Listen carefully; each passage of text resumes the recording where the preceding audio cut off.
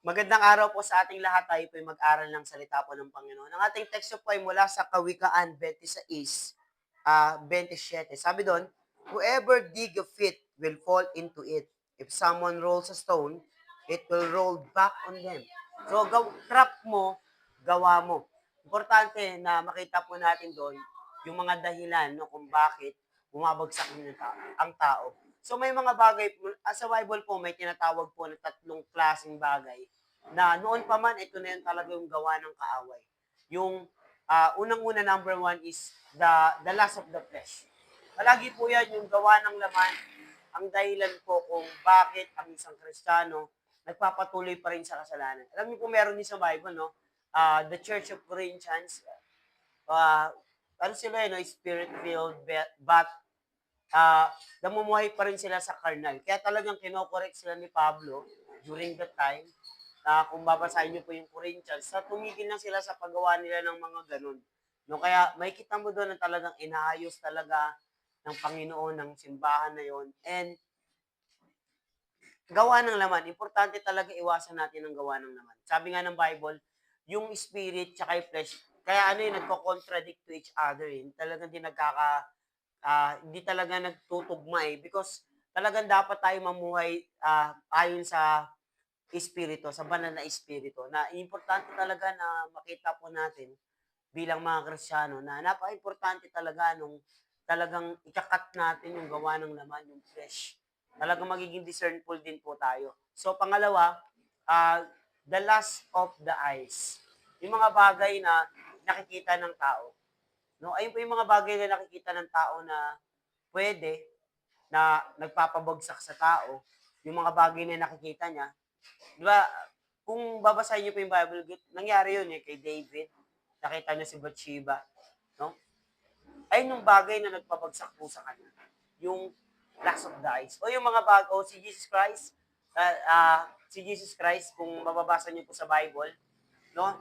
Tinempt siya ni Satan. Sabi niya, sa iyo nang bibigay ko to sa iyo lahat, no? Sambahin mo lang ako. Laging ganun si Satan, pinapakitaan kanya ng mga bagay na alam niya na pwede kang ilayo no, sa ating Panginoon, sa relasyon mo sa Diyos. Kaya, ayun yun, yung pangalawa, yung mga bagay po na pwedeng mag-aalis sa tao, sa Diyos.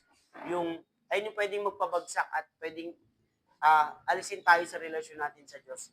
Pangatlo, yung pride of life. Diba, yung pride of life, yun. Doon na magsisimula yung magiging mayabang ka na, no? Ayaw mo na ba't ko pa kailangan si Lord? Di ba may mga ganun? Ba't pa ako magsisimba? Pwede namang hindi ako magsimba. Pwede naman ako sa loob ng bahay lang, mag-pray. Kahit di naman ako sisimba, nagpe-pray ako. Di ba ganun yung mga dahilan ng iba? Kaya hindi sila nagsisimba o kaya hindi sila naglilingkod sa Diyos. Akala nila, Christianity is religion. No. Christianity is not just only religion, but relationship with Christ. Importante merong kang relasyon sa Panginoon.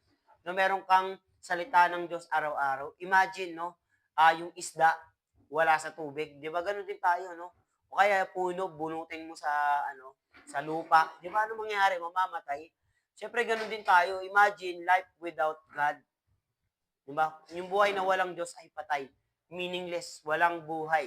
Ganun din po tayo, no? Kaya yung mga bagay po na nagpapabagsak sa atin, ulitin ko po ulit, lust of the flesh, pangalawa, lust of the eyes, and the pride of life. Ano yung kinabagsak ng uh, ng cherubim, no? Pride. Di ba? Akala niya siya na sinasamba. Di ba? Kung nandun siya dun sa trono ng Diyos, naglilingkod siya, akala niya siya na sinasamba. So, nalagay niya sa isip niya na hindi ano ako, 'di ba? Sinasamba ako. So, ang nangyari, bumagsak siya. So, ganun din yung mga tao na pwedeng ikabagsak talaga nila yung kayabangan. Kaya importante po, paalala lang po sa atin ng salita po ng Panginoon, ever dig a pit will fall into it. Someone rolls a stone, it will roll back on them. So tayo po yung mananalangin, Panginoon, marami pong salamat sa araw na ito at pinupuri ka namin at pinapasalamatan. Alam namin, Panginoon, na iingatan mo po kami sa lahat ng gawa ng kaaway at laman sa buhay po namin, Panginoon. I pray, dalangin ko po lahat ng nakikinig, pagpalain mo, ingatan mo, at dalangin ko rin po sa lahat ng may sakit, pagagalingin mo. Sa lahat mo na kailangan ng comfort, you are the God of comfort, Lord. You are the one is to strengthen us, to help us in times of need and trouble. Marami pong salamat, Panginoon. I pray sa programang ito na hindi lang umabot sa Pilipinas kundi sa buong mundo. Maraming pong salamat. In Jesus' name, amen and amen. Maraming pong salamat at kung di ka pa nakasubscribe, just click the bell button para po pag may mga bago po tayong video, man-notify po kayo agad. And don't forget to share, like, and comment no para po malaman ng mabless naman po kami kung sa mga ginagawa po nating video. At lagi po natin tatandaan, lagi po natin sinasabi sa ating pagtatapos na mahal tayo ng ating Panginoon. God bless everyone. Salamat po.